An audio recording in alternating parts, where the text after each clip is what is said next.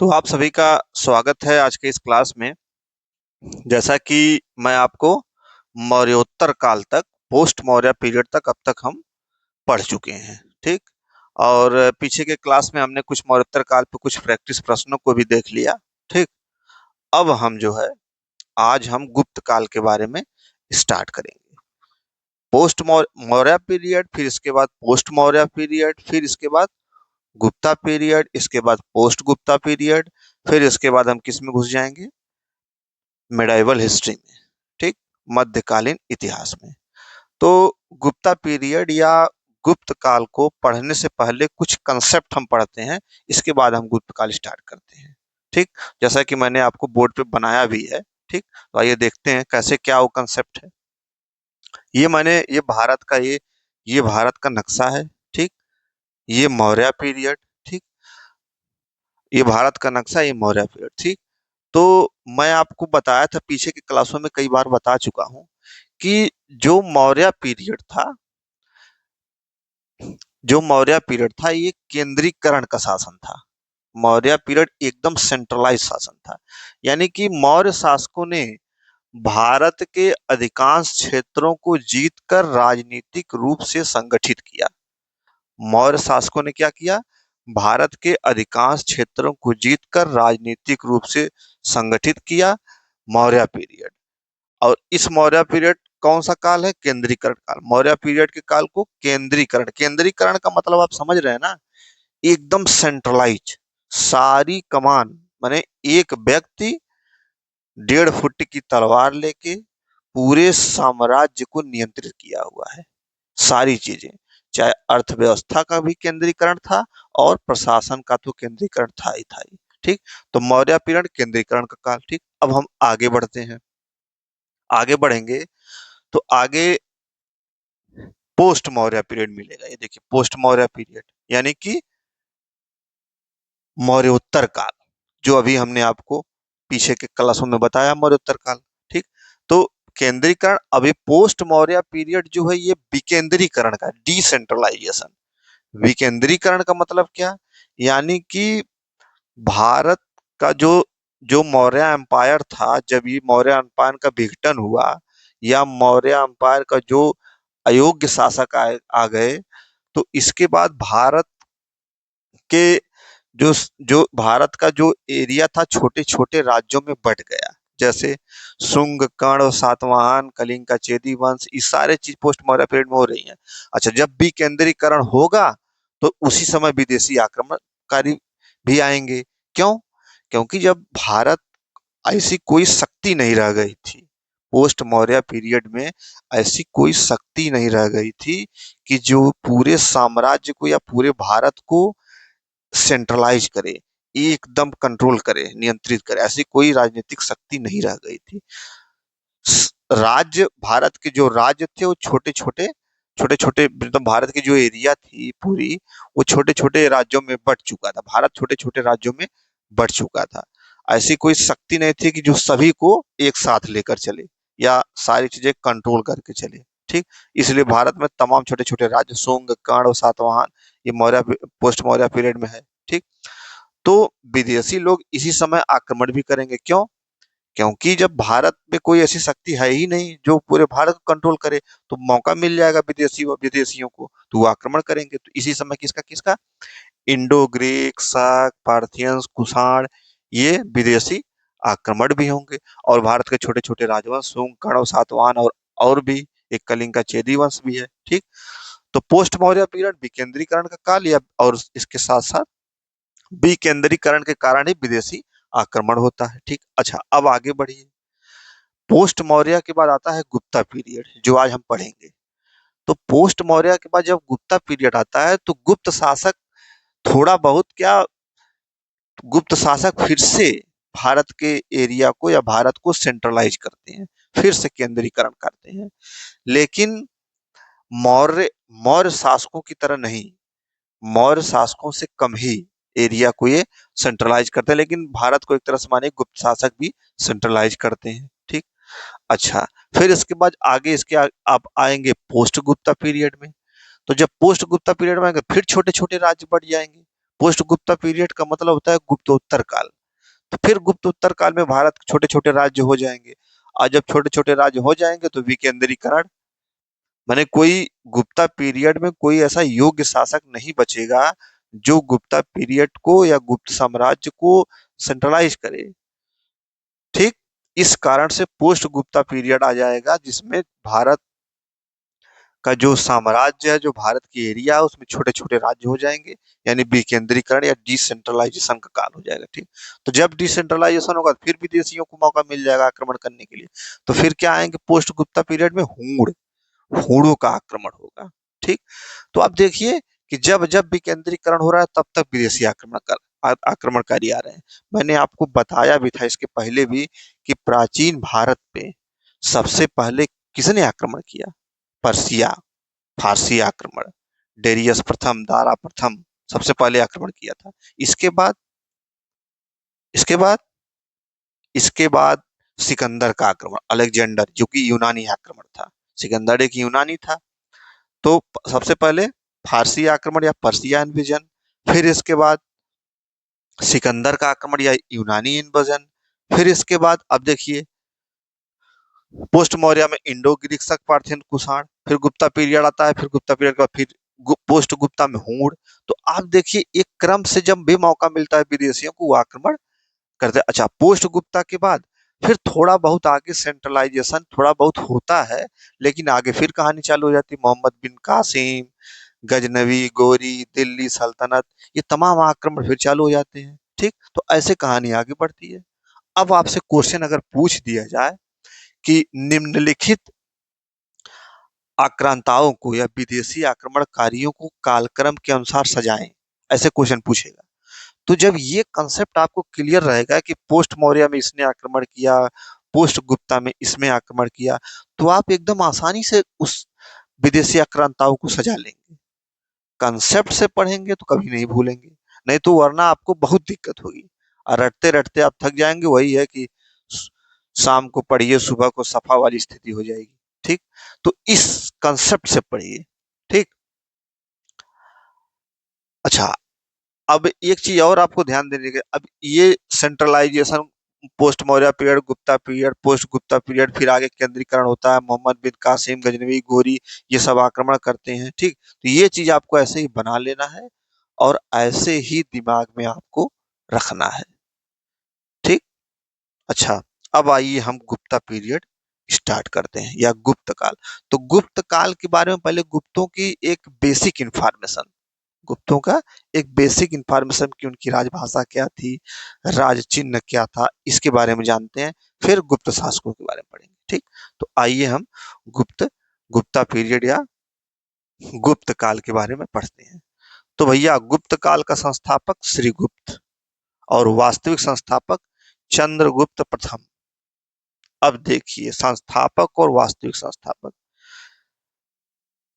आपको मैं पीछे बता चुका हूं कि संस्थापक और वास्तविक संस्थापक में क्या अंतर है, ये मैं पीछे बता चुका हूं। लेकिन अभी आगे जब हम मेडाइवल हिस्ट्री पढ़ाएंगे, मध्यकालीन इतिहास पढ़ाएंगे, तो उसमें मैं एकदम आपको एकदम क्लियर कर दूंगा। जैसे दिल्ली सल्तनत का संस्थापक ऐबक, वास्तविक संस्थापक इल्तुतमिश। ऐसे मुगल वंश का आप देखेंगे संस्थापक बाबर, वास्तविक संस्थापक अकबर। तो आगे जब मैं बताऊंगा तो ये और चीजें आपको क्लियर होंगी। ठीक, तो एक तरह से आप जानिए कि श्रीगुप्त ने झंडा गाड़ दिया कि भैया ये हो गया हमारा गुप्त साम्राज्य, लेकिन उसको कंसोलिडेट नहीं कर पाए, संगठित नहीं कर पाए। संगठित कौन करता है? चंद्रगुप्त प्रथम। ठीक, अच्छा, इन गुप्तों की जात क्या थी? वैश्य थी। ठीक, इनकी राजधानी क्या थी? पाटलिपुत्र। माने गुप्त साम्राज्य की राजधानी कहाँ थी? पाटलिपुत्र। जात ये वैश्य के थे। राजभाषा देखिए संस्कृत, पहली बार संस्कृत राजभाषा बन रही है, ऑफिशियल लैंग्वेज बन रही है। पहली बार संस्कृत क्या बन रही है? राजभाषा बन रही है। अब मैंने आपको एक चीज और बताया था कि संस्कृत का पहला अभिलेख किसने जारी किया था? संस्कृत की भाषा में पहला अभिलेख किसने, तो मैंने आपको बताया था कि एक विदेशी आक्रमणकारी ने जारी किया था। वो कौन था? रुद्रदामन। रुद्रदामन क्या था? शक शासक था। चंपू शैली में वो अभिलेख जारी किया, संस्कृत भाषा में जारी किया। ठीक। तो पहली बार जो संस्कृत है राजभाषा बन रही है। इसके पहले संस्कृत कभी राजभाषा नहीं बनी थी, ऑफिशियल लैंग्वेज बन रही है। ठीक। संस्कृत सत्तारूढ़ हो रही है, भी आप कह सकते हैं पहली बार संस्कृत जो है सत्तारूढ़ हो रही है। ठीक। अच्छा, आगे देखिए, राज चिन्ह। गुप्त साम्राज्य का राज चिन्ह जो है गरुड़ है, और धर्म क्या है, राजधर्म क्या है, वैष्णव है। अब आप एक चीज और दिमाग में लाइए आप, कि कि मैंने आपको जब वैष्णव धर्म का विकास बता रहा था, जब मैं आपको वैष्णव धर्म का विकास बता रहा था, तो उस समय मैंने आपको बताया था कि वैष्णव धर्म गुप्त काल में अपने एकदम चरम पे होगा, अपने एकदम एकदम उठान पे होगा। गुप्त काल तक आते आते वैष्णव धर्म अपने एकदम सर्वोच्चता को हासिल करेगा। ये कैसे क्लियर होता है? देखिए, पहली बार राजभाषा संस्कृत बन रही है, राजकीय धर्म वैष्णव हो रहा है, राजकीय चिन्ह गरुड़ हो रहा है। तो वैष्णव का मतलब विष्णु भगवान के उपासक। अब विष्णु भगवान की सवारी गरुड़ थी, तो ऐसे आप दिमाग में रखेंगे कि विष्णु भगवान की सवारी गरुड़ है, तो राजचिन्ह इनका गरुड़ हो जाएगा, धर्म राजकीय धर्म वैष्णव है। ठीक। तो पहली बार राजकीय धर्म वैष्णव हो रहा है, राजकीय चिन्ह गरुड़ हो रहा है। तो यानी कि इससे अनुमान लोग लगाते हैं कि जो वैष्णव धर्म था वो अपने एकदम गुप्त काल में अपने एकदम चरम पे था, अपने एकदम सर्वोच्चता पे था। ठीक। लेकिन ऐसा नहीं है कि गुप्त शासक जो है और धर्मों को प्रताड़ित करते थे, ऐसा नहीं है। ऐसा नहीं सोचना आपको कि गुप्त शासक जो है और धर्मों को प्रताड़ित करते थे। ठीक। ऐसा नहीं सोचना है। कुछ ही लोग हैं जो और धर्मों को प्रताड़ित करेंगे। वो कौन है? जैसे पुष्यमित्र शुंग के बारे में मैंने बताया कि बौद्धों को प्रताड़ित करता था। जैसे पुष्यमित्र शुंग मैं हूं, मैं खड़ा हूं, कोई बौद्ध जा रहा है, बुला के 2 लाख तुरंत। मजाक कर रहा हूं, लेकिन ऐसा करता था वो पुष्यमित्र शुंग। तो वो बौद्धों को प्रता फिर आगे शशांक आएगा, बोधि वृक्ष को कटवा देगा। इसी प्रकार भरतयार खिलजी आ गया। तो कुछ ही लोग हैं जो अन्य धर्मों को प्रताड़ित करेंगे, परेशान करेंगे। ठीक।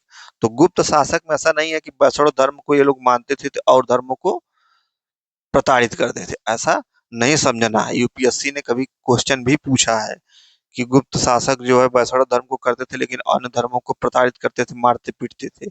तो ये ऑप्शन गलत हो जाएगा। ठीक। आगे ये देखिए, अश्वमेध यज्ञ। तो गुप्त शासक कई हैं, जैसे श्रीगुप्त, घटोत्कच, चंद्रगुप्त प्रथम, चंद्रगुप्त द्वितीय, समुद्रगुप्त, कुमारगुप्त, तमाम शासक हैं। अभी मैं बताऊंगा उसको एक क्रम वाइज। ठीक। लेकिन उन शासकों में 2 शासक ऐसे हैं जिसने अश्वमेध यज्ञ करवाया था। एक कौन है? समुद्रगुप्त है, एक है कुमारगुप्त है। समुद्रगुप्त और कुमारगुप्त ने क्या करवाया था? अश्वमेध यज्ञ करवाया था। तो ये तो हो गया गुप्त काल के थोड़े से इंफॉर्मेशन। अच्छा, एक चीज आपको मैं बार बार बताता बोलता हूँ कि समुद्रगुप्त को 100 युद्धों का विजेता कहा जाता है। तो इसका मतलब ये नहीं है कि आप युद्धों पे ही जोड़ देंगे, क्योंकि यूपीएससी को युद्धों युद्धों से नहीं प्रेम है। यूपीएससी को कल्चरल एस्पेक्ट से प्रेम है। जैसे किसी ने महाविद्यालय बना दिया, उस पर ज्यादा फोकस आपको करना है।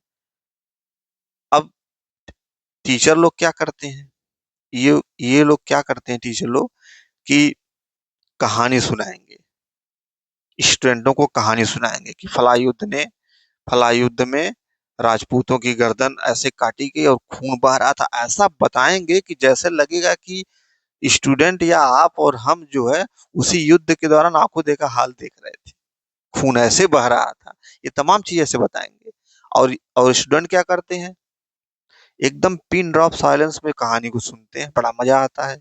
लेकिन क्वेश्चन उससे आता नहीं है। थोड़ा बहुत यूपीपीएससी में, स्टेट पीसीएस में पूछ लेते हैं विद्युतों से, लेकिन यूपीएससी में नहीं आता है। इसलिए आपको कल्चरल एस्पेक्ट को ध्यान में देना है, ध्यान देना है। ये नहीं कि आप एकदम बुद्ध उठा लिए कि भैया इस युद्ध में ये हुआ, ये कहानी पढ़ने लगे। नहीं, नहीं निकलेगा एग्जाम। ठीक। तो इस चीज को आपको ध्यान में रखना है। तो गुप्त काल के ये बेसिक इंफॉर्मेशन हो गई। अब हम क्या पढ़ेंगे, गुप्त शासकों की उपाधियों के बारे में। गुप्त शासकों की उपाधियों के बारे में, और कौन किस शासक ने क्या उपाधि धारण की थी, ये बहुत इंपॉर्टेंट है। उपाधियां, किस शासक ने क्या उपाधियां धारण की थी। जैसे यहाँ पे मैंने बताया ना कि धर्म वैष्णव धर्म था, ठीक। तो ये कैसे वैष्णव, कैसे अनुमान लोग लगाते हैं कि राजकीय धर्म उनका वैष्णव था, राजचिन्ह गरुड़ था, ये तमाम चीजें। तो जब वो आगे, यही गुप्त शासक जो है आगे अपने आप को भागवत कहेंगे, परम भागवत की उपाधि धारण करेंगे, भागवत की उपाधि धारण करेंगे, तो इससे भी अनुमान लगाते हैं कि ये वैष्णव जो धर्म था ये गुप्त काल में एकदम अपने सर्वोच्चता पे था, ठीक। तो उपाधियों से बहुत क्वेश्चन आते हैं, इसलिए उपाधियों को आपको विशेष ध्यान देना है। तो आइए हम उपाधियों के बारे में देखते हैं। तो राजा और उनकी उपाधियां, ठीक। तो गुप्त काल में कई राजा हैं, ठीक। वो क्या क्या उपाधियां धारण किए, उसको मैं अभी, ये आइए उसको हम देखते हैं। तो श्रीगुप्त, श्रीगुप्त ने क्या उपाधि धारण की, महाराज, महाराज की उपाधि धारण की, ठीक। घटोत्कच, उसके आगे घटोत्कच, घटोत्कच ने क्या उपाधि धारण की, महाराज। यानी ये दोनों लोग महाराज की उपाधि धारण कर रहे हैं, ठीक। तो इसमें अब ध्यान का आपको देना है। जैसे श्रीगुप्त को संस्थापक भी कहा जाता है, गुप्त काल का, गुप्त वंश का संस्थापक भी कहा जाता है श्रीगुप्त को, ठीक। और श्रीगुप्त ने महाराज की उपाधि भी धारण की। इसी तरह घटोत्कच भी महाराज की उपाधि धारण कर रहा है, ठीक। तो और इधर देखिए आप, चंद्रगुप्त प्रथम, इन्होंने क्या उपाधि धारण की, महाराजाधिराज, महाराजा धीराज। अब देखिए ये महाराज इधर है, इधर महाराजाधिराज। तो इतिहासकार अनुमान क्या लगाते हैं कि जो ये दोनों लोग थे, जो श्रीगुप्त घटोत्कच थे, इसका अनुमान लगाते हैं कि छोटे सामंत, छोटे मोटे सामंत रहे होंगे, छोटे मोटे छोटे सामंत रहे होंगे, या कोई किसी साम्राज्य, किसी राज्य में कोई ऑफिसर ऑफिसर रहे होंगे, छोटे सामंत रहे, इसलिए ये महाराज की उपाधि धारण कर रहे हैं, ठीक। इतिहासकार अनुमान लगाते हैं, ये मैं बता रहा हूँ। इतिहासकार अनुमान लगाते हैं किससे, इस महाराज के टाइटल से, कि ये दोनों लोग छोटे मोटे सामंत हुआ करते थे, या कोई छोटा मोटा ऑफिसर थे, इसलिए लोग महाराज। लेकिन ये चंद्रगुप्त प्रथम ये महाराजा धीराज की टाइटल धारण करते हैं। तो ये बड़े राजा थे चंद्रगुप्त प्रथम। इसमें ध्यान क्या देना, श्रीगुप्त को संस्थापक भी कहा जाता है। अच्छा, क्वेश्चन कैसे पूछता है कि गुप्त वंश का संस्थापक था चंद्रगुप्त प्रथम, चंद्रगुप्त द्वितीय, समुद्रगुप्त, श्रीगुप्त। अब आपके दिमाग में श्रीगुप्त आएगा ही नहीं, क्योंकि आप बार बार तो चंद्रगुप्त प्रथम, चंद्रगुप्त द्वितीय, समुद्रगुप्त, इसका नाम सुनते हैं, ये सारी चीजें आप सुनते हैं। तो इस बात को आपको ध्यान में रखना है कि गुप्त वंश का संस्थापक श्रीगुप्त है, न कि चंद्रगुप्त प्रथम या द्वितीय या समुद्रगुप्त, ठीक। तो इसको आपको ध्यान में रखना है।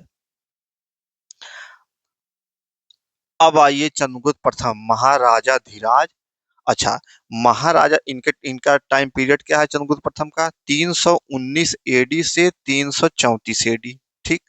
इन्होंने टाइटिल क्या धारण की, महाराजा धीराज की, यानी कि ये बड़े राजा हो गए। ये छोटे मोटे थे दोनों, लेकिन ये चंद्रगुप्त प्रथम क्या हो गए, बड़े राजा हो गए। अच्छा, चंद्रगुप्त प्रथम के राज्याभिषेक से, यानी कि चंद्रगुप्त प्रथम का राज्याभिषेक कब हुआ था, 319 एडी में, 319 एडी में। और जब 319 एडी में चंद्रगुप्त प्रथम ने अपना राज्याभिषेक करवाया, तो उसी दिन से एक नया कैलेंडर चालू कर दिया, जिसे हम क्या कहते हैं, गुप्त संवत। यहाँ पे मैंने लिखा है, यानी कि चंद्रगुप्त प्रथम के राज्याभिषेक से ही एक नया कैलेंडर चालू होगा, जिसे गुप्त संवत कहते हैं, या 319 एडी। अब यहाँ देखिए, अब एक चीज आप देखिए, अभी एक गुप्त संवत आ गया ना, अब एक चीज मैं आपको समझाता हूँ, एक उदाहरण लेता हूँ, उस उदाहरण से आप समझिए क्या मैं आपको समझाना चाह रहा हूँ। ये तो आप जान ही गए होंगे कि गुप्त संवत 319 एडी चालू हुआ, क्या है क्या नहीं, ठीक। एक उदाहरण के लिए ये चीज मैं लिखा हूँ, एक उदाहरण के लिए। क्यों, ये है पूरे इतिहास में, पूरे इतिहास में 3 ही चंद्रगुप्त आपको मिलेंगे। पूरे इतिहास की बात मैं कर रहा हूं। पूरे इतिहास में आपको 3 चंद्रगुप्त मिलेंगे। पहला चंद्रगुप्त मौर्य, दूसरा चंद्रगुप्त प्रथम, तीसरा चंद्रगुप्त द्वितीय। ठीक, समझ में आई बात? अब ये मैंने लिखा है गुप्त शासकों की वंशावली, मैंने कैसे किसके बाद कौन आया, किसके बाद कौन आया। ठीक, अब इसमें आप देखिए गुप्त शासकों की वंशावली मैंने लिखा है, श्री गुप्त, घटोत्कच, चंद्रगुप्त प्रथम, समुद्रगुप्त, रामगुप्त, चंद्रगुप्त द्वितीय। इन लोगों का नाम मैंने लिखा है। क्यों लिखा है अभी आपको समझ में आ जाएगा। अब इसमें आप देखिए कि ये चंद्रगुप्त हैं और ये भी चंद्रगुप्त हैं, लेकिन यहाँ लिखा है प्रथम, यहाँ लिखा है द्वितीय। ठीक, तो इससे इसका ये मतलब है कि घटोत्कच के बाद जो चंद्रगुप्त आए और जो रामगुप्त के बाद जो चंद्रगुप्त आए, दोनों लोगों का नाम तो सेम ही है। अब जब नाम सेम है, भाई ये भी चंद्रगुप्त थे, ये भी चंद्रगुप्त थे, प्रथम द्वितीय तो बाद में जोड़ा गया। बता रहा हूँ क्यों जोड़ा गया, क्यों क्यों प्रथम द्वितीय है, ये इसी को बताने के लिए मैंने ये चीज लिखी है। तो ये चंद्रगुप्त है, ये चंद्रगुप्त है। अब इतिहासकार देखेंगे कि यहाँ भी चंद्रगुप्त एक मिल गए, एक आगे भी चंद्रगुप्त मिल रहा है, मतलब ये चंद्रगुप्त एक मिल रहा है, एक ये मिल रहा है। अब इनको आपस में, इन दोनों चंद्रगुप्तों के नामों को या इनके कालों को डिफरेंशिएट करने के लिए इतिहासकार क्या करते हैं, प्रथम और द्वितीय का आगे प्रथम और द्वितीय लगा दे, मतलब जो सबसे पहले चंद्रगुप्त आया उसको चंद्रगुप्त प्रथम कर दिए, उसके बाद जो चंद्रगुप्त आएगा उसको चंद्रगुप्त द्वितीय कर दिए। तो ये प्रथम और द्वितीय को लेकर आपको टेंशन नहीं लेना है, ये इतिहासकार ही रखे हैं क्या करने के लिए, डिफरेंशिएट करने के लिए, पहचान के लिए, अलग करने के लिए। ठीक, तो प्रथम और द्वितीय नाम नहीं था, चंद्रगुप्त ही नाम था, इसका भी चंद्रगुप्त ही नाम है, लेकिन ये दोनों अलग अलग हैं। पहचानेंगे कैसे, तो इसलिए प्रथम और द्वितीय, इतिहासकारों ने प्रथम और द्वितीय एक नाम रख दिया। ठीक, पहचानने के लिए, डिफरेंशिएट करने के लिए। जैसे आप आगे आगे भी आप देखेंगे, आगे आपको जब मैं मुगल काल बताऊंगा तो उसमें आप देख, मुगल काल मतलब मिडिवल में, उसमें आप देखेंगे बहादुर शाह, तो 2 बहादुर शाह मिलेंगे, दोनों बहादुर शाह। तो उसको डिफरेंशिएट करने के लिए बहादुर शाह फर्स्ट, बहादुर शाह सेकंड, जो पहले मिलेगा उसको फर्स्ट कर देंगे, जो जो दूसरी बार मिलेगा, जो बाद में मिलेगा उसको सेकंड कर देंगे। तो इसी तरह क्वेश्चन पूछा जाएगा कि बहादुर शाह जफर कौन था, प्रथम था कि द्वितीय था, प्रथम वाला बहादुर शाह था कि द्वितीय वाला बहादुर शाह था। ठीक, तो यहां भी देखिए आप, इसी तरह चंद्रगुप्त विक्रमादित्य को पूछा जाएगा कि चंद्रगुप्त विक्रमा, ये जो ठीक, बहादुर शाह फर्स्ट मैंने बताया ना कि जैसे ये प्रथम द्वितीय हो गए, उसी तरह बहादुर शाह आगे मिडेवल में आएगा। ठीक, अब देखिए 3 चंद्रगुप्त मिले हैं, ये आपको प्रथम और द्वितीय समझ में आ गया होगा। तो उसी प्रकार से ये चंद्रगुप्त प्रथम, चंद्रगुप्त द्वितीय मैंने लिख दिया है। ये चंद्रगुप्त द्वितीय जो थे, ये विक्रमादित्य की उपाधि धारण करते थे। किसकी? विक्रमादित्य की। इसीलिए चंद्रगुप्त द्वितीय को चंद्रगुप्त विक्रमादित्य कहते हैं, चंद्रगुप्त प्रथम को चंद्रगुप्त विक्रमादित्य नहीं कहते हैं, चंद्रगुप्त द्वितीय को चंद्रगुप्त विक्रमादित्य कहते हैं। ठीक, तो ये चंद्रगुप्त द्वितीय किसकी उपाधि धारण कर रहे हैं? विक्रमादित्य की। तो आप देखेंगे इतिहास में कि तमाम हिंदू राजा विक्रमादित्य की उपाधि धारण कर रहे हैं। हिंदू राजा अक्सर कुछ जीतते थे या कुछ करते थे, वो विक्रमादित्य की उपाधि धारण करते थे। ठीक, सबसे प्रतापी शासक या जो जीता, वो अपने आप को क्या कहा? विक्रमादित्य। जैसे मैं आपको मिडेवल जब बताऊंगा तो उसमें जब मोहम्मद बिन कासिम, गजनवी, गोरी, बाबर तमाम आएंगे ना, तो उसमें गजनवी हुआ, फिर बाबर हुआ, ये सब गाजी की उपाधि धारण करते हैं। गाजी की, बाबर, गजनवी, ये सब गाजी की उपाधि। जैसे कोई युद्ध जीते और उस युद्ध के जीत के उत्साह में गाजी, गाजी की टाइटिल कौन? बाबर, अकबर। तो उसी प्रकार मतलब हिंदू हिंदू राजा विक्रमादित्य की उपाधि धारण करते थे, अब मुस्लिम राजा किसकी? गाजी की उपाधि धारण करते थे, जीत के उत्साह में।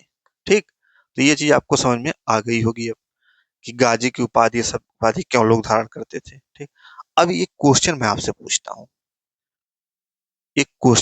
पूछता हूं, कि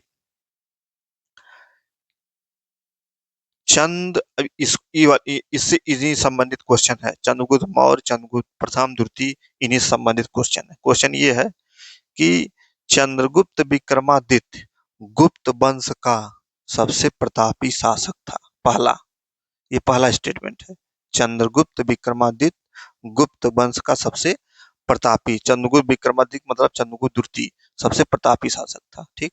और इसके मतलब चंद्रगुप्त विक्रमादित्य के राज्याभिषेक से एक नए संवत की शुरुआत होती है, जो जिसे हम गुप्त संवत कहते हैं। कौन सा सही है, कौन सा गलत? पहला क्या मैंने क्वेश्चन पूछा कि चंद्रगुप्त विक्रमादित्य गुप्त वंश का सबसे प्रतापी शासक था, पहला स्टेटमेंट, ये सही है गलत है? तो ये इसको क्या है, पहला है सही है। दूसरा स्टेटमेंट, चंद्रगुप्त विक्रमादित्य एक के राज्याभिषेक से एक नए संवत की शुरुआत होती है, जिसे हम क्या कहते हैं, गुप्त संवत। तो ये गलत है।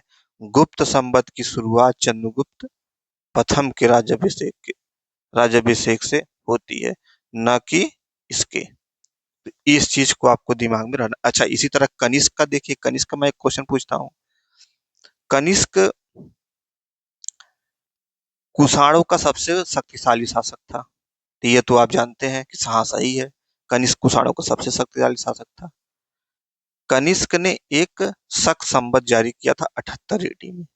तो अब आप ये सोचेंगे कि कनिष्क तो कुषाण है, तो इस शक संवत क्यों जारी करेगा? तो ऐसा नहीं सोचना है, कनिष्क ने ही शक संवत जारी किया था 78 एडी में, और लेकिन कनिष्क क्या है, कुषाण है। तो इस बात को भी आपको दिमाग, ऐसे क्वेश्चन आपको गुमराह करने के लिए उल्टा सीधा करके क्वेश्चन पूछते हैं, ठीक।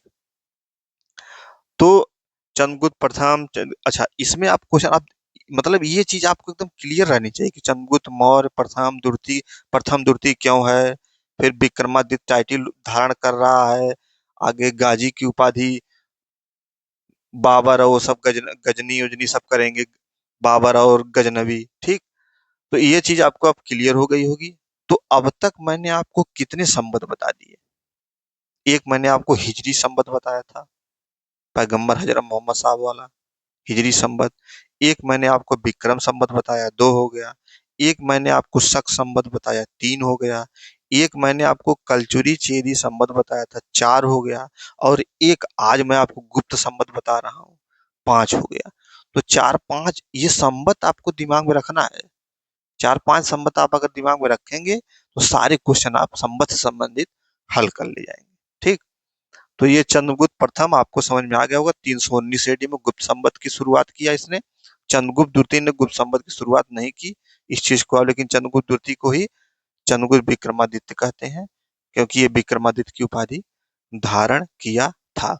अच्छा, जैसे ये हिंदू राजा जो है, ये चंद्रगुप्त द्वितीय विक्रमादित्य की उपाधि धारण किया, ठीक। तो ऐसे फर्स्ट सेकंड करके जैसे चंद्रगुप्त विक्रमादित्य फर्स्ट था, फर्स्ट चंद्रगुप्त था कि सेकंड चंद्रगुप्त था, ऐसा पूछा जाएगा। नहीं समझ में आया? पूछा जाएगा कि चंद्रगुप्त चंद्रगुप्त जो है, चंद्रगुप्त विक्रमादित्य कौन सा चंद्रगुप्त था, प्रथम की द्वितीय? इसी तरह पूछा जाएगा पृथ्वीराज चौहान के बारे में क्वेश्चन पूछा जाएगा कि पृथ्वीराज चौहान फर्स्ट था कि सेकंड था, ठीक। इसी तरह पूछा जाएगा बहादुर शाह जफर, जफर कौन था, फर्स्ट था कि सेकंड था? तो ऐसे तमाम क्वेश्चन पूछे जाते हैं, उससे आपको कंफ्यूज नहीं होना है, ठीक। तो इस चीज को आपको दिमाग में रखना है। आइए अगले राजा को देखते हैं। अगला राजा समुद्रगुप्त।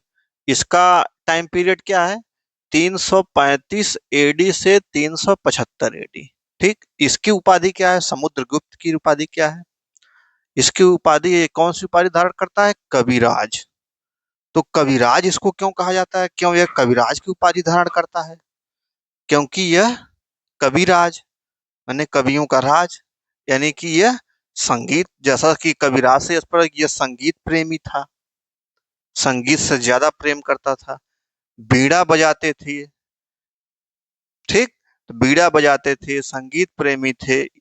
और इनके सिक्कों पे, माने समुद्रगुप्त के सिक्कों पे बीड़ा बजाते हुए की आकृति मिलती है।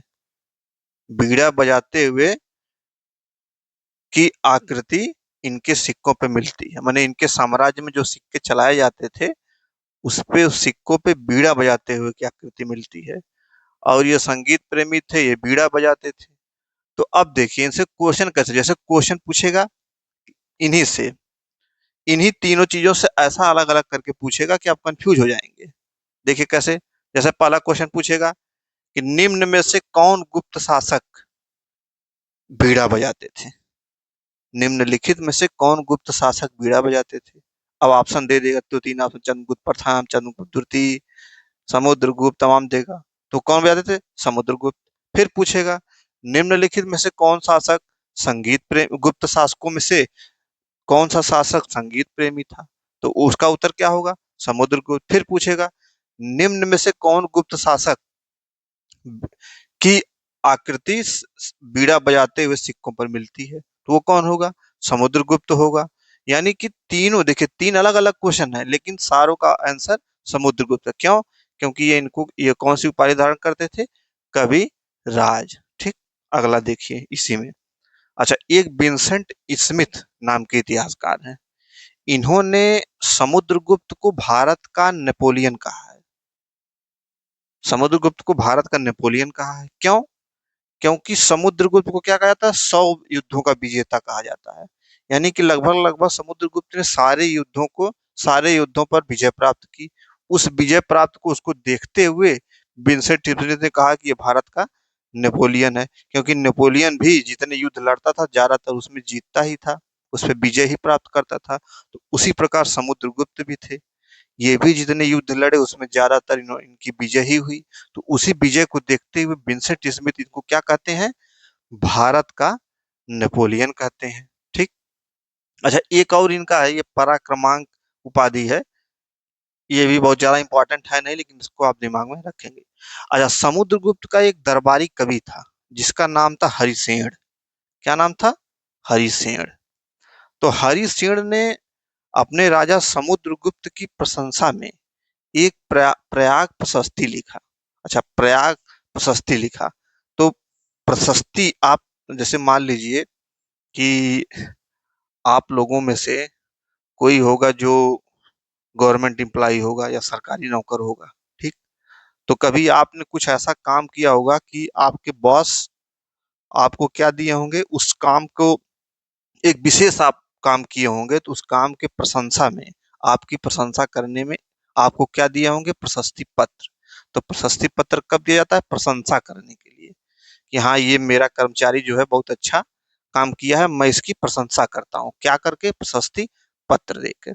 ठीक। तो ठीक उसी प्रकार ये जो हरिसेन था, ये कहता था समुद्रगुप्त की प्रशंसा किया, प्रशंसा करने में प्रशस्ति पत्र, प्रयाग प्रशस्ति लिखा। ठीक। तो ये हरिसेन, हरिसेन कहता था कि मेरे राजा से सब डरते हैं, समुद्रगुप्त से सब डरते हैं, ये वो, उनकी प्रशंसा में तमाम चीजें लिखते थे। ठीक। तो ये हो गया आपका प्रयाग। अच्छा, अब एक चीज आप ध्यान दीजिए, ये प्रयाग प्रशस्ति का नाम और सुने होंगे आप, एक बार और सुने होंगे। मैंने प्रयाग प्रशस्ति, प्रयाग स्तंभ लेख, ये चर्चा मैंने किया था। मैंने बताया था कि अशोक के अभिलेखों में जब हम बृहद स्तंभ लेख पढ़ रहे थे, तो कुल कितने बृहद स्तंभ लेख थे, मैंने बताया था कि इसको आसान करने, याद करने का एकदम आसान तरीका है, प्रयाग प्रशस्ति, प्रयाग स्तंभ लेख। बृहद स्तंभ लेख में 6 स्तंभ लेख थे। कौन कौन था, दो मैंने बताया था कि दिल्ली मेरठ, दिल्ली टोपरा। तीन मैंने बिहार में बताया था, बिहार के चंपारण जिले में। कौन कौन, लौरिया राज, लौरिया नंदनगढ़ और रामपुरवा। तो कितने हो गए, 5 हो गए। छठवां मैंने बताया था प्रयाग स्तंभ लेख। ये वही प्रयाग स्तंभ लेख है जिसपे हरिसेन ने प्रयाग प्रशस्ति लिखा। उसी प्रयाग स्तंभ पे अलग से प्रयाग प्रशस्ति लिखते हैं। अच्छा, इसी प्रयाग प्रशस्ति को आगे चल के अकबर के शासन काल में जहांगीर ने इस पे कुछ चीजें इस पे लिखवाई। ठीक। तो उस समय क्या कहा, तो फिर जब, तब इसको क्या कहा जाएगा, प्रयाग स्तंभ लेख। तो इस प्रयाग प्रशस्ति का कई काल से संबंधित है। पहला तो प्रयाग प्रशस्ति का पहला तो अशोक के समय जो अशोक के अभिलेख थे उससे संबंधित था। दूसरा समुद्रगुप्त से संबंधित प्रयाग प्रशस्ति। तीसरा अकबर के शासनकाल में जहांगीर ने, अच्छा ये पहले प्रयाग प्रयाग प्रशस्ति पहले कहाँ थी, कौशाम्बी में थी। जहांगीर ने अकबर के शासनकाल में कौशाम्बी से इसको प्रयाग में लाया, इसीलिए इसका नाम प्रयाग प्रशस्ति भी है। ठीक, तो ये सारी चीजें आपको समझना है। ठीक, अच्छा अगला राजा आप देखिए रामगुप्त। तो भाई रामगुप्त के बारे में कोई जानकारी नहीं थी, अभी ये जल्दी में रामगुप्त आए हैं। क्यों? क्योंकि इनके बाद समुद्रगुप्त के बाद सीधे चंद्रगुप्त द्वितीय या चंद्रगुप्त विक्रमादित्य आते थे। रामगुप्त का कोई अता पता नहीं था। ठीक, बाद में जब सिक्के उक्के और खुदाई हुई तो इनके रामगुप्त के नाम से कुछ सिक्के मिले, तो ये हिस्टोरिकली कुछ वेरीफाइड। और एक चीज और मिला कि एक कहानी है कि मुद्रा राक्षस जो लिखा गया है, विशाख दत्त की मुद्रा राक्षस, उसमें एक कहानी का वर्णन है। हालांकि इनका जो रामगुप्त का जो वर्णन है ये साहित्यों में तो है, लिटरेरी सोर्स में तो है, लेकिन अभिलेखों में नहीं मिल रहा था। ठीक, पुरातात्विक स्रोतों में, लेकिन बाद में इनके सिक्के कुछ मिले हैं तो इससे अभी हिस्टोरिकली वेरीफाइड हो गए हैं। ठीक, तो इनकी कहानी क्या है रामगुप्त की, सुन लीजिएगा, थोड़ा है अच्छी कहानी है। रामगुप्त का शक शासक शक शासक से रामगुप्त का क्या हुआ, सामना हुआ। ठीक, ये रामगुप्त का शक शासक से सामना हुआ। अब रामगुप्त को कहा जाता है कि ये हार गए, कि आत्मसमर्पण कर दिया, हाथ गोड़ जोड़ने लगे। तो जब ये हाथ गोड़ जोड़े और आत्मसमर्पण किया तो इन्होंने, ये शक शासक ने क्या किया, इनको पत्नी को उठा ले गया। रामगुप्त की पत्नी को उठा लिया गया। रामगुप्त की पत्नी का नाम ध्रुव स्वामिनी या ध्रुव देवी था, उसको उठा ले गया। रामगुप्त रामगुप्त को हराकर रामगुप्त की पत्नी को उठा ले गया। कौन उठा ले गया, शक शासक। ये बात रामगुप्त के भाई को नागवार गुजरी। रामगुप्त का भाई कौन था, चंद्रगुप्त विक्रमादित्य। तब चंद्रगुप्त विक्रमादित्य ने क्या किया, चंद्रगुप्त विक्रमादित्य गया, शक शासक को मारा और अपनी भाभी को लेकर आया और उससे शादी कर लिया। मजाक था, लेकिन ये लिटरेरी सोर्सों में है। ठीक, अच्छा अब आप ये जो सुने होंगे कहानी, सुनने में तो आपको बड़ी मजा आती होगी कि विक्रमादित्य ने अपनी भाभी से ही शादी कर लिया, कैसे क्या किया। अभी इसको अगर मैं सुनाऊं तो एकदम आप पिन ड्रॉप साइलेंस में एकदम सुनेंगे, लेकिन उससे क्वेश्चन ही नहीं आते हैं। ठीक, तो उससे इन्होंने अपनी भाभी से ही शादी कर लिया। ठीक, तो ये हो गई रामगुप्त की कहानी। अच्छा अगला राजा है चंद्रगुप्त द्वितीय, या इसी को चंद्रगुप्त विक्रमादित्य कहते हैं। इनका टाइम पीरियड है 375 एडी से 415 एडी। इन्होंने उपाधि धारण की देवराज या देवगुप्त की, और अपने आप को परम भागवत की भी उपाधि धारण की। इसलिए इनका संबंध बोला जाता है कि ये वैष्णव धर्म से संबंधित थे। अच्छा चंद्रगुप्त विक्रमादित्य के बारे में हम अगले क्लास में डिटेल पढ़ेंगे। ये मैंने एक लिख दिया है कि इसके बाद ये आएंगे, बस इनके बारे में आप जान लीजिए। इनके बारे में मैं आपको एकदम डिटेल अगली क्लास में बताऊंगा, क्योंकि थोड़ा व्यापक है, इसको थोड़ा हम लोग डीप पढ़ेंगे। इसलिए डीप पढ़ेंगे क्योंकि बहुत इंपॉर्टेंट है। अच्छा चंद्रगुप्त विक्रमादित्य को गुप्त काल का सबसे प्रतापी शासक कहा जाता है। गुप्त काल का सबसे प्रतापी शासक कहा जाता है। और प्राचीन काल का स्वर्ण युग किस काल को कहा जाता है, मैंने आपको बताया था। प्राचीन काल का स्वर्ण युग क्या है, गुप्त युग है। ठीक, प्राचीन काल का सांस्कृतिक रूप से स्वर्ण युग कौन है, गुप्त युग है।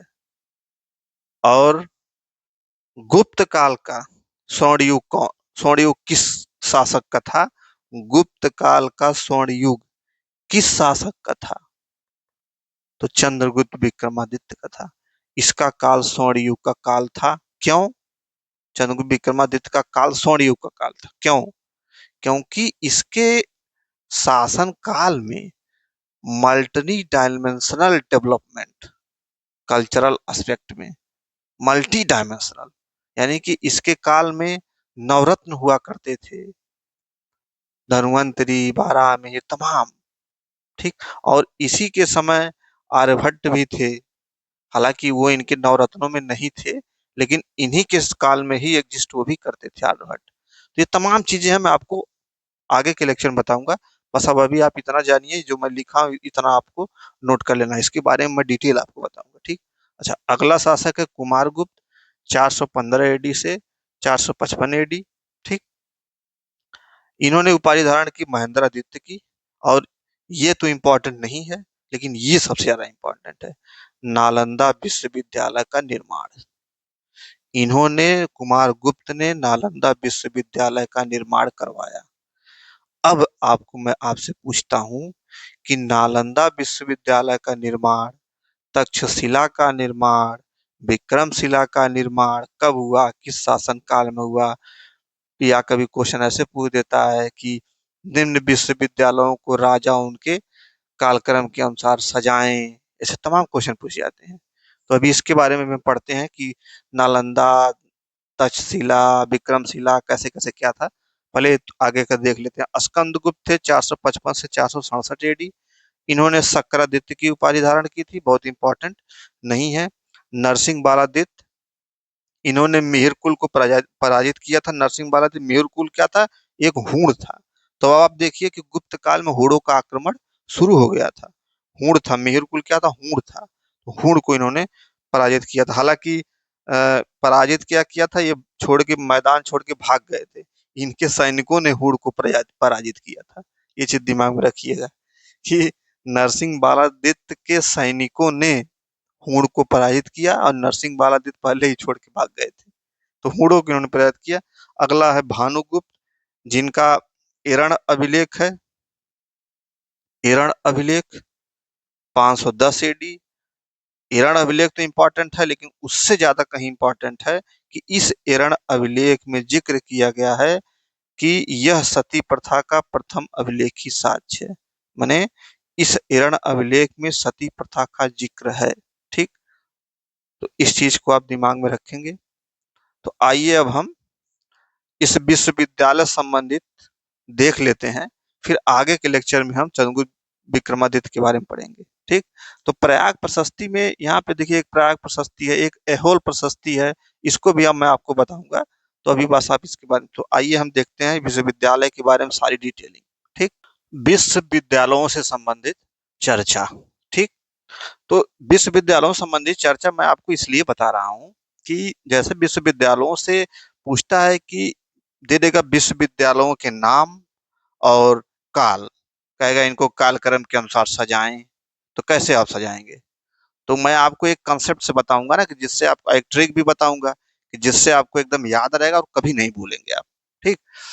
तो जैसे शासक काल विश्वविद्यालय, तो सबसे पहले मौर्य काल में कौन सा विश्वविद्यालय था, तक्षशिला विश्वविद्यालय मौर्य काल में। और अभी जो हम गुप्त काल पढ़ रहे हैं, गुप्त काल में कुमार गुप्त के शासन काल में नालंदा विश्वविद्यालय का निर्माण हुआ।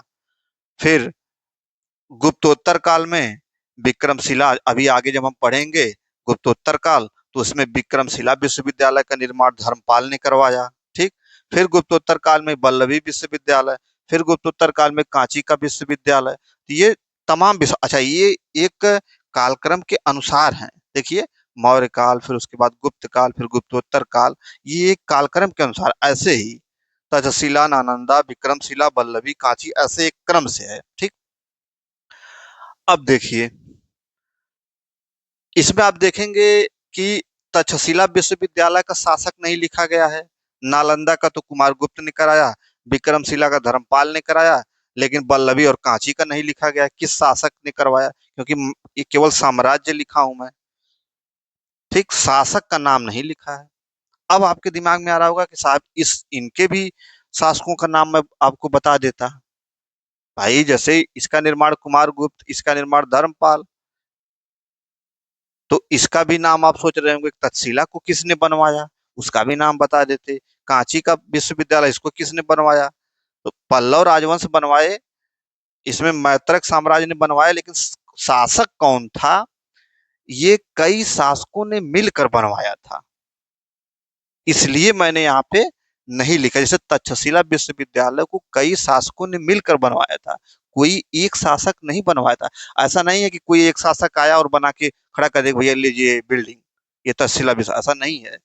तक्षशिला विश्वविद्यालय एक शासक ने नहीं बनवाया था, इसलिए शासक डिसाइड नहीं है। अगर डिसाइड रहता कि फला आदमी ने बनाया है, तो मुझे आपको लिखने में क्या जरूरत थी, मैं आपको लिख के बता देता। ठीक। तो तक्षशिला विश्वविद्यालय मौर्य काल में बना, लेकिन कई शासकों ने मिलकर बनाया। नालंदा तो कुमारगुप्त ने बनाया, विक्रमशिला तो धर्मपाल ने बनाया, लेकिन बल्लभी और कांची, इनके भी शासक क्लियर नहीं है। इनका भी निर्माण कई शासकों ने करवाया। जैसे मैत्रक साम्राज्य के कई शासकों ने मिलकर बल्लभी विश्वविद्यालय का निर्माण करवाया। पल्लव राजवंश के कई शासक मिलकर कांची का विश्वविद्यालय का निर्माण करवाया। तो किसी एक शासक ने नहीं करवाया। ठीक। अच्छा, इसको मैप पे देखिए, ये मैप पे कैसे है, देखिए। अच्छा, मैप पे देख लीजिए इसको, ये मैंने भारत का नक्शा बनाया है। यहाँ पे बल्लभी विश्वविद्यालय है इस कोने में। ठीक। इस दक्षिण भारत में कांची का विश्वविद्यालय है, और इस बिहार में नालंदा और विक्रम शिला विश्वविद्यालय है। ये तो हो गया मैप पे। अच्छा, इसी नालंदा और विक्रमशिला विश्वविद्यालय पर बख्तियार खिलजी आक्रमण करता है और दोनों को नष्ट कर डालता है। ये बख्तियार खिलजी कौन था? एक तुर्क आक्रमणकारी था, जिसने नालंदा और विक्रमशिला विश्वविद्यालय को पूरी तरह नष्ट कर डाला। अच्छा, नष्ट कैसे, क्या क्या दिक्कत थी, नष्ट क्यों इसने किया? गुप्तोत्तर काल तक जो बौद्ध मठ थे, उसमें काफी धन धान, काफी पैसा हो जाता था बौद्ध मठों में, और भ्रष्टाचार भी होता था। तो बख्तियार खिलजी को लगा कि चले चले आक्रमण करें, और किसी बौद्ध मठ को, किसी को लूटते हैं, करते हैं। ये आक्रमणकारी था, लुटेरा था ही, आया आक्रमण किया। तो गलती से नालंदा और विक्रमशिला पे ये सोच कर आक्रमण किया कि ये है, इस पे तमाम पैसे मिलेंगे, तमाम। जब इस पे आक्रमण किया नालंदा विश्वविद्यालय पे, तो कुछ मिला ही नहीं, केवल किताबें। बख्तियार खिलजी का मूड खराब हो गया। मूड खराब हो गया तो क्या किया इसने? नालंदा और विक्रमशिला को जलाकर छोड़ दिया, और कई वर्षों तक नालंदा और विक्रमशिला जलता रहा। ठीक। जब कुछ नहीं मिला इसको, बख्तियार खिलजी को, तो नालंदा और विक्रमशिला विश्वविद्यालय को जलाकर छोड़ दिया, और ये लंबे समय तक नालंदा और विक्रमशिला विश्वविद्यालय जलता रहा। आक्रमण इसलिए किया कि ये सोचा कि कोई होगा जहां पे पैसा होगा, तमाम चीजें होंगी लूटने के लिए, लेकिन यहाँ से जब कुछ मिला नहीं, तो इन्होंने इसको जला दिया और नष्ट कर डाला, कई चीजें की। ठीक। और नष्ट करके चला गया। अच्छा, ये चीज आप पढ़ना। अच्छा, इसमें तक्षशिला, नालंदा और विक्रमशिला, इन तीन को आपको, ये तीनों बहुत इंपॉर्टेंट है, इन तीन को तो आपको एकदम विशेष रूप से ध्यान देना है। ठीक। और आपको इन तीनों को याद करना है, इन तीनों को दिमाग में बैठाना है।